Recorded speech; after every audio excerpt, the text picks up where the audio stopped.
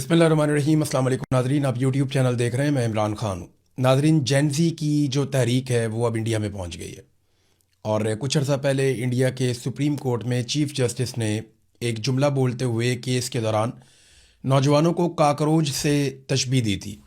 और उसके बाद अभिजीत दीपिकी नामी एक नौजवान है जो इंडिया से बाहर रहता था, तो अभिजीत ने फौरी तौर पे एक पॉलिटिकल पार्टी कायम कर दी, काकरोच जनता पार्टी। वैसे तो तंज में ये बात की थी chief justice of supreme court of India ने, लेकिन उसके बाद नौजवानों ने इसको सीरियस ले लिया और उन्होंने अपनी एक पॉलिटिकल पार्टी बना दी, काकरोच जनता पार्टी। सोशल मीडिया के ऊपर भूचाल आ गया। इन्होंने आवाज़ उठाना शुरू की इंडिया के निज़ाम तालीम के ऊपर और ये बार बार एक ही बात कर रहे थे कि इसके अंदर इस्लाहात लाई जाएं, इसको बेहतर किया जाए। इनको संजीदा नहीं लिया गया। ये छोटे मोटे एहतजाज करना शुरू हो गए, फिर आहिस्ता आहिस्ता एहतजाज में शिद्दत आना शुरू हो गई। फिर एक वक्त आया कि कुछ तलबा ने और उनके साथ कुछ जो एक्टिविस्ट हैं उन्होंने मिलकर भूख हड़ताल शुरू कर दी। तो हालात इंडिया के अंदर ऐसे होना शुरू हो गए कि पहले इनको संजीदा नहीं लिया गया। वज़ीर तालीम के जो हैं उन्होंने स्टेटमेंट दे दिया कि ये तो शरपसंद किस्म के लोग हैं और ये ठीक लोग नहीं हैं। तो नौजवान इकट्ठे होते गए, नौजवानों की बहुत बड़ी तादाद इकट्ठी हो गई और गुज़िश्ता रोज़ उन्होंने दिल्ली के अंदर पार्लियामेंट की तरफ बढ़ना शुरू कर दिया। नौजवान इतनी बड़ी तादाद में आए कि पुलिस उन्हें रोक नहीं पा रही थी और बिलाखिर वो पार्लियामेंट के बाहर पहुंच गए। नौजवानों ने जाकर एहतजाज किया। उनकी एक मिनिस्टर के साथ मुलाकात भी हुई, जो सेहत का मिनिस्टर था, हेल्थ मिनिस्टर, उससे मुलाकात भी हुई और उन्होंने अपने मुतालबात भी पेश किए। नौजवानों को कहना है जो वज़ीर तालीम है उसने मजाक उड़ाया और वो इस्लाहात नहीं ला रहा तालीम में, जिसकी वजह से इंडिया के नौजवान पीछे रह जाते हैं। लिहाजा वज़ीर तालीम जिसका नाम है धर्मेंद्र प्रधान, उसको फारिग किया जाए और इसकी अब ज़रूरत नहीं है और कोई ऐसा आदमी लाया जाए तालीम के मैदान में जो नौजवानों के लिए तालीम में इस्लाहात लेकर आए और इंडिया के हालात को, नौजवानों के हालात को बेहतर करे। देखिए, ये नौजवान इतनी बड़ी तादाद में थे कि पुलिस को लाठी चार्ज करना पड़ा, पुलिस को वहाँ पे आंसू गैस फेंकनी पड़ी। ये मनाजिर जब मैंने ड्रोन की फुटेजेस देखी तो ऐसा लगा जैसे इंडिया भर के नौजवान वहाँ पे दिल्ली से सारे निकल के इस तरफ को आ गए। तो नौजवान बड़ी तादाद में पहुँचे, बड़े कमिटेड थे, उनके साथ उनके बैग्स थे, थोड़ा बहुत खाने पीने का सामान और पानी की बोतलें थीं। याद रहे कि अभी गर्मी का मौसम है और इस वक्त वहाँ पे काफ़ी गर्मी है, लेकिन इस गर्मी के बावजूद नौजवान ना सिर्फ आए बल्कि उन्होंने पुलिस का मुकाबला किया।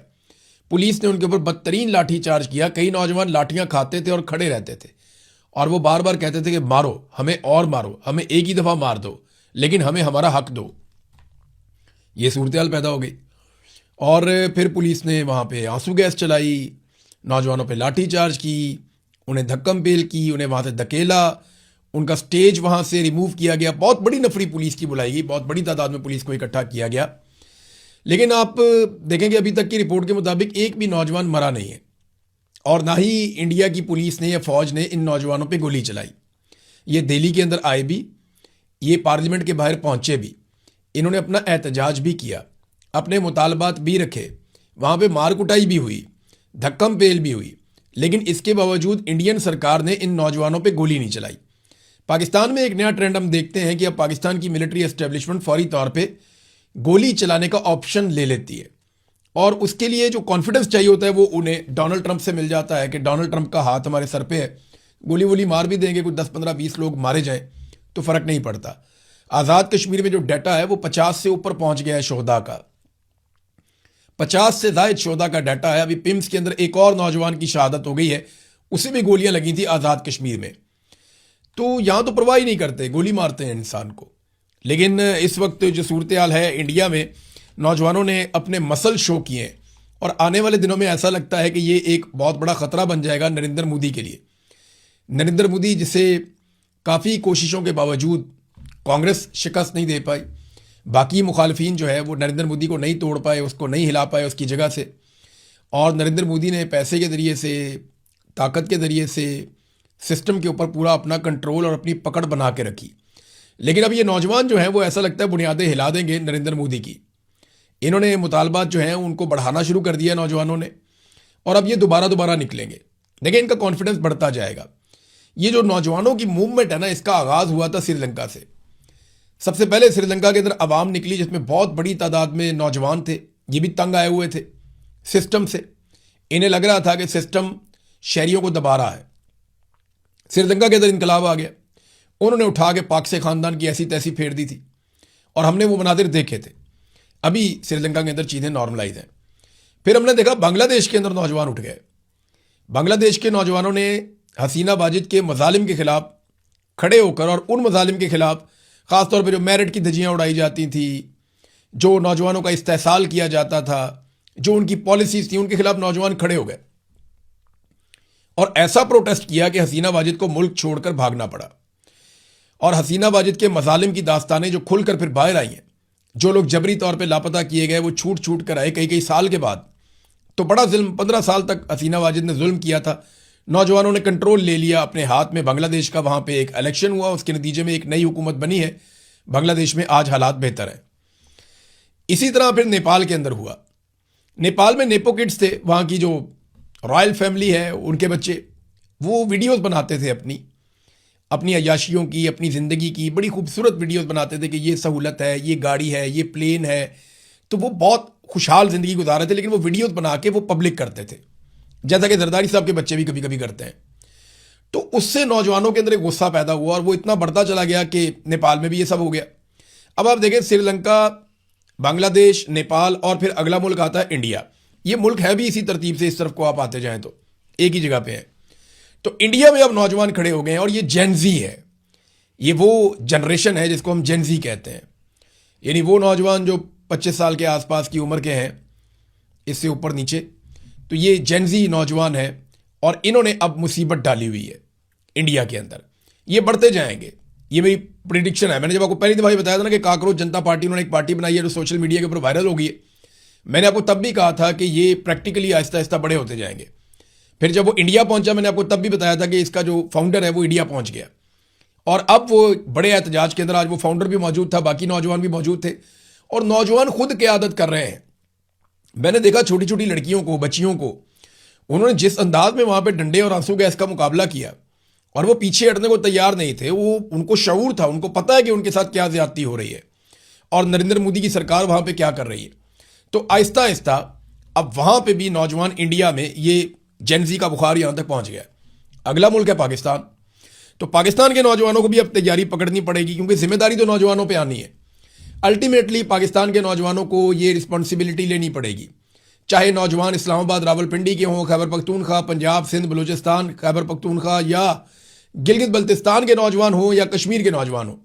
देखिए ना, कश्मीर में भी अभी जो तहरीक आई है वो नौजवानों ने किया है। ये कोई बूढ़े लोग, बहुत बुजुर्ग लोग नहीं हैं, बहुत तजर्बाकार लोग नहीं हैं। कोई बेकरी वाला है, कोई दुकान वाला है, कोई नया नया वकील बना है।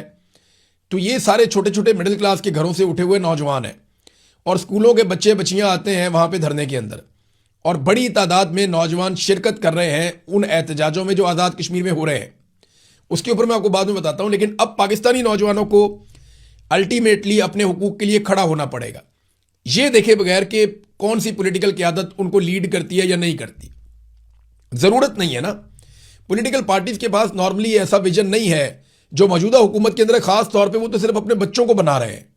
नवाज शरीफ को मरियम नवाज और उसके बच्चों से बाहर दिखाई नहीं देता, जरदारी को अपने बेटे से बाहर दिखाई नहीं देता।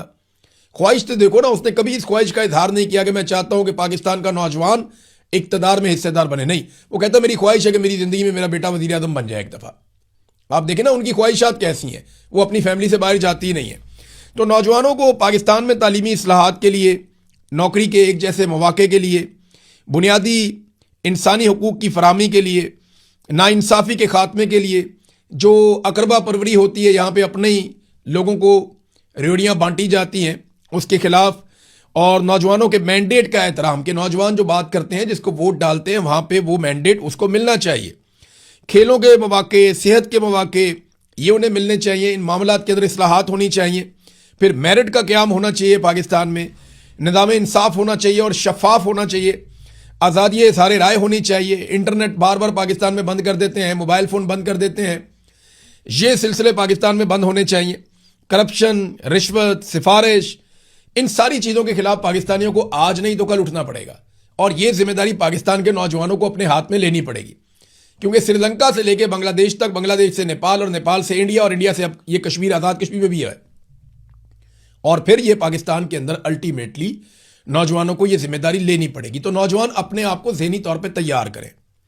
मेरी गुजारिश है तमाम नौजवानों से कि अपने आप को आप ज़हनी तौर पे तैयार करें और तैयार रहें उस वक्त के लिए जिस वक्त कौम को उठना पड़ेगा, नौजवानों को उठना पड़ेगा इस सारे जुल्म और ज्यादती के खिलाफ, ये खानदानी निज़ाम के खिलाफ, ये चंद खानदानों की गुलामी के खिलाफ आपको उठना पड़ेगा। मिलिट्री एस्टेब्लिशमेंट के पाकिस्तान पे कब्जे के खिलाफ आपको उठना पड़ेगा। एक वक्त आएगा, अपने आप को ज़हनी तौर पे आप तैयार रखें।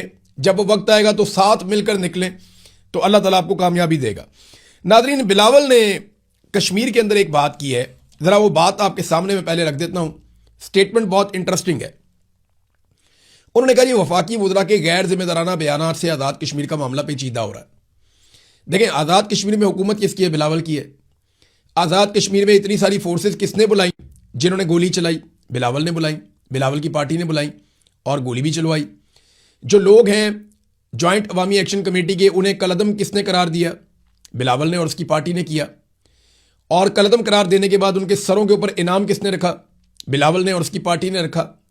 तो ये जितना कुछ भी किया पाकिस्तान पीपल्स पार्टी की हुकूमत ने किया। ये सारा बहरान पाकिस्तान पीपल्स पार्टी की, आज़ाद कश्मीर की हुकूमत ने किया है। अब आज़ाद कश्मीर की हुकूमत अलग है, पाकिस्तान की हुकूमत अलग है। बेशक ये एक दूसरे पे इन्हिसार करते हैं, लेकिन है तो अलग। दो एंटिटीज हैं आइन के मुताबिक, पाकिस्तान का या आज़ाद कश्मीर का।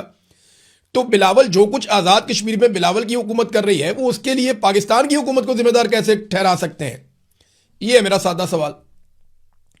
तो बिलावल अपोजिशन बनने की या बनने का दिखावा करने की कोशिश करते हैं, जो इंतहाई गैर जरूरी है। और नौजवान इस बहकावे में आएंगे नहीं, वो इसमें फंसेंगे नहीं।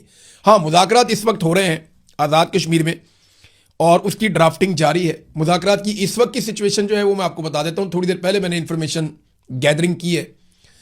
डेडलॉक है सीटों के मामले पे और वहां आकर फंस गए हैं सारे। एस्टेब्लिशमेंट ये चाहती है कि अगर सीटें कम की जाएं तो जितनी सीटें कम की जाएं उनके पास पूरा इख्तियार होना चाहिए वोट डालने का, वजीर आजम को चुनने का या वजीर आजम को निकालने का, हुकूमत को बनाने और गिराने का इख्तियार। ये जो मुहाजिरीन की नशिस्तें हैं इनके पास होना चाहिए, चाहे कम भी कर दी जाएं, इनका इख्तियार रहना चाहिए। लेकिन जो ज्वाइंट अवामी एक्शन कमेटी के लोग कहते हैं ठीक है जी आप 4 करें 6 करें, लेकिन इख्तियार नहीं होना चाहिए। ना ये हुकूमत बनाएंगे ना ये हुकूमत गिराएंगे। हुकूमत बनाने और गिराने का इख्तियार आज़ाद कश्मीर के अवाम के पास होना चाहिए, क्योंकि वो आज़ाद कश्मीर की हुकूमत है और आज़ाद कश्मीर के अवाम जिसको वोट डालेंगे वही हुकूमत बनाएगा, वही हुकूमत गिराएगा। अब क्योंकि ये मकबूजा कश्मीर के मुहाजिरीन हैं, तो ये मकबूजा कश्मीर की हुकूमत बनाने या गिराने में रोल प्ले करें तो एक अलग बात है, लेकिन आज़ाद कश्मीर की हुकूमत गिराने और बनाने में रोल प्ले ना करें, उनका मौक़िफ़ भी एक तरह से ठीक दिखाई देता है। हुकूमत का अपना मौक़िफ़ है, हुकूमत नहीं एस्टेब्लिशमेंट का। तो ये मुज़ाकरात यहां पे आके तातुल का शिकार है। इसमें धोखा भी हो सकता है, याद रखिएगा, एंड टाइम पे। और ये सिस्टम कोशिश कर सकता है कि इसको प्रलॉन्ग करे इस चीज़ को, यानी 22, 23, 24 तक निकलवा लें, 25 को कंपेन खत्म करके 27 को एक इलेक्शन करवा दें ज़बरदस्ती कर्फ्यू वाले माहौल में, और कुछ सीटें पीपल्स पार्टी को दे दें, कुछ PMLN को दे दें, कुछ IPP को दे दें, कुछ मुस्लिम कॉन्फ्रेंस। एक मतंजन सा बना के एक ऐसी हुकूमत बनाई जाए जो बैसाखियों के ऊपर खड़ी हो, जो अकेले हुकूमत कर ना सके। PMLN को बाहर से कुछ सीटें मिल जाए, कुछ अंदर से मिल जाए, पीपल्स पार्टी को कुछ अंदर से मिल जाए, मुस्लिम कॉन्फ्रेंस को थोड़ा बहुत हिस्सा दे दें और IPP को कुछ ना कुछ इधर उधर से पूरा करवा के, जैसे गिलगित बल्तिस्तान में किया, तो एक मतंजन किस्म की हुकूमत बना दें।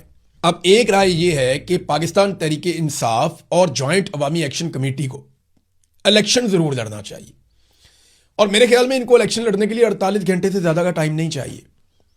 अगर ये 48 घंटे का भी टाइम हो ना, तो इन्होंने सिर्फ अपने उम्मीदवार अनाउंस करने हैं। जो इस वक्त आज़ाद कश्मीर में जॉइंट अवामी एक्शन कमेटी को अवामी हमायत हासिल है या सपोर्ट हासिल है, वो किसी और पॉलिटिकल पार्टी को नहीं है, और बाकी सब पॉलिटिकल पार्टी से ज़्यादा पाकिस्तान तहरीक इंसाफ के पास सपोर्ट है। यानी अगर सबसे ज़्यादा वोट बैंक है तो वो तहरीक इंसाफ का है, लेकिन सबसे बड़ी सपोर्ट अगर किसी के पास है तो जॉइंट अवामी एक्शन कमेटी की है। वो अगर अपने लोग अनाउंस कर देना कि ये हमारे लोग हैं, इनको आपने वोट डालना है, तो वोट इधर उधर नहीं जाता, उन्हीं को डलेगा। यानी मैंने कई सहाफ़ियों से पूछा, कोई बहुत मोहतात भी रहता है ना, तो वो कहता है अगर ये इलेक्शन लड़ने का फैसला करते हैं और अपने उम्मीदवारों को नामजद करते हैं ना, तो ये बड़े आराम से अपनी हुकूमत बना सकते हैं। ये बात आज़ाद कश्मीर के अंदर जो सहाफ़ी सहाफ़त कर रहे हैं उन्होंने मुझे बताई कि ये इतनी बड़ी मकबूलियत हो चुकी है, और पूरे आज़ाद कश्मीर के कैनवस के ऊपर इनकी आवाज़ पहुंच गई है। लोग इनके साथ खड़े हैं और बहुत सारे शोधा हैं इनके पास। 23 तारीख को वो शोधा की याद में एक दिन मनाने जा रहे हैं। 50 से ज़ायद शोधा की लिस्टें आ चुकी हैं, सैकड़ों जख्मी हैं। तो ये इस वक्त आप उनको नहीं हरा सकते इलेक्शन के मैदान में। अगर वो आ जाते हैं तो बस शर्त सिर्फ एक है, जैसे आज़ाद कश्मीर के लोग हर चीज़ पे पहरा देते हैं ना, जैसे खैबर पख्तूनख्वा के लोगों ने नताइज हासिल किए थे, या जैसे खैबर पख्तूनख्वा के लोग बैठ गए थे जाकर पोलिंग स्टेशंस के बाहर और आरओस के दफ्तरों के बाहर कि जनाब हम तो रिजल्ट लेकर उठेंगे, हमें हमारी जीत का नोटिफिकेशन दिया जाए। ये 33 नशिस्तें हैं टोटल। इन 33 नशिस्तों पे अगर बैठ के अपना रिजल्ट लेकर अवाम उठे ना तो फिर मसला ही कोई नहीं, फिर बड़े आराम से वहां पे हुकूमत तब्दील हो सकती है, एक नई हुकूमत बन सकती है। तो ये अब एक और भी सिचुएशन है जिसके ऊपर डिस्कशन हो रही है। तो आज़ाद कश्मीर का मामला है यहां पे, इसको हम डिस्कस करेंगे नेक्स्ट वीलॉग में। मजीद मालूमात आती हैं तो मैं आपको शाम को बताता हूं कि और क्या हो रहा है। अब नाजरीन, डीएचए की मौजें लग गई हैं। ये डिफेंस हाउसिंग अथॉरिटी है, ये फौज का एक झेली इदारा है, यहां पे ये कारोबार वगैरह करते हैं। तो देखें कितनी मजे की खबर है। मोहम्मद असद चौधरी साहब ने खबर दी है। खबर देखें आप, नेशनल हाईवे अथॉरिटी, ये मोटरवे वगैरह बनाते हैं, बड़ी बड़ी सड़कें जो मेन है उसकी एक नेशनल हाईवे अथॉरिटी है। उन्होंने अपनी पॉलिसी में नरमी की है डीएचए के लिए, और किसी के लिए नहीं। डीएचए के लिए तो कानून भी बदल देते हैं, मसला ही कोई नहीं है। उसका एक प्रोजेक्ट है गंधारा सिटी, इसको लाहौर और इस्लामाबाद मोटरवे से डायरेक्ट इंटरचेंज की मंजूरी दे दी गई।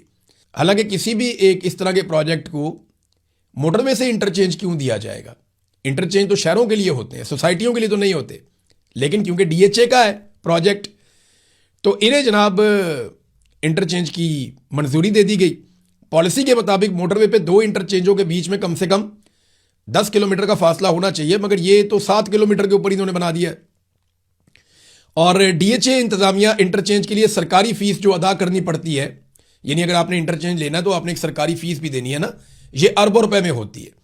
तो डीएचए वो फीस नहीं देना चाहता, वो इसको माफ करवाना चाहता है फीस को भी, ये कहकर कि हमने वेलफेयर के काम किए हैं, यानी हमने शोधा को प्लॉट दे दिए हैं, या हमने कोई और वेलफेयर का काम किया है, या हमने क्रिकेट का एक ग्राउंड बना दिया है, हमने वहाँ पे एक मस्जिद बना दी है, वहाँ पे एक डिस्पेंसरी बना दी है, एक अस्पताल बना रहे हैं। तो उन्हीं चीज़ों को बेचेंगे भी, उन्हीं चीज़ों की कीमत भी वसूल करेंगे ना। प्लॉट महंगे हो जाते हैं जी, अस्पताल बना हुआ है, मस्जिद बनी हुई है, सारा कुछ है, सहूलियात बनी हुई है, स्कूल बने, वेलफेयर का काम है ना। तो उसके अंदर वो कह रहे हैं जी एडजस्ट कर लें आप, ये इंटरचेंज आप हमें बना कर दें, जो अरबों रुपए इंटरचेंज की कीमत हमने आपको देनी है या फीस आपको देनी है, नहीं वो हम आपको नहीं देंगे, हमने वेलफेयर का काम कर लिया। एक तो इंटरचेंज ले लिया कानून की खिलाफ वर्जी करते हुए, 10 किलोमीटर वाली शर्त है वो भी खत्म कर दी, और इंटरचेंज लेकर उसकी फीस भी नहीं दी। ये 2 चीजें। मजीद वो लिखते हैं कि वाकफाने हाल बताते हैं कि नेशनल हाईवे काउंसिल के इजलास में 22 जून 2026 को जो हुआ, इंटरचेंज की लोकेशन पॉलिसी के खिलाफ होने की वजह से फैसला किया गया कि यह इंटरचेंज बनाने की इजाजत नहीं दी जा सकती, और चेयरमैन काउंसिल और दीगर मेंबरान ने इसको बड़ी सख्ती से मुस्तरद किया था। अगले ही दिन काउंसिल के चेयरमैन शुजाउद्दीन जका दीगर काउंसिल मेंबरान को कॉल करके इस इंटरचेंज का कौमी मफाद समझाते रहे। यूं भरी काउंसिल में हुए फैसले को तब्दील करके ये इंटरचेंज दे दिया गया कौम के वसी तर मफाद में। अब इसके बाद होगा क्या? जो डीएचए गंधारा सिटी के प्लॉट्स हैं ना, वो बहुत महंगे हो जाएंगे। अब इसके इश्तिहार के अंदर बाकायदा लिखा जाएगा, बल्कि ये लिख दिया गया, ये आ भी है सामने आपके, कि जनाब NHA allows dedicated motorway interchange for DHA Gandhara city, कि जनाब हमें नेशनल हाईवे अथॉरिटी ने एक इंटरचेंज भी अलाउ कर दिया है हमारे डीएचए गंधारा सिटी के लिए। तो वो एक बड़ा ज़बरदस्त गाना गाया था नूर जहां ने, बाद में एक और गुलूकारा ने उसको थोड़ा सा मॉडिफाई करके बनाया था कि सारे रकबे तुम्हारे लिए। तो ये वही वाली सूरत हाल मुझे लगती है कि डीएचए का रूल भी तब्दील हो गया। नाज़रीन, ये जो इन्होंने फैसला किया था, रोज़ाना की बुनियाद पे फैसला किया जाएगा कि पेट्रोल की कीमत ऊपर करनी है या नीचे करनी है। तो अब ये रोज़ाना करेंगे, हमें रोज़ खबर देनी पड़ेगी आपको। पेट्रोल की कीमत में इन्होंने इजाफा किया है जी, डीजल की कीमत में 5 रुपये 71 पैसे, यानी 6.25 इन्होंने डीजल की कीमत मजीद बढ़ा दी है, और 35 पैसे पेट्रोल की कीमत कम कर दी है। यानी जब कम करते हैं तो 35 पैसे, बढ़ाते हैं 6.25 रुपये।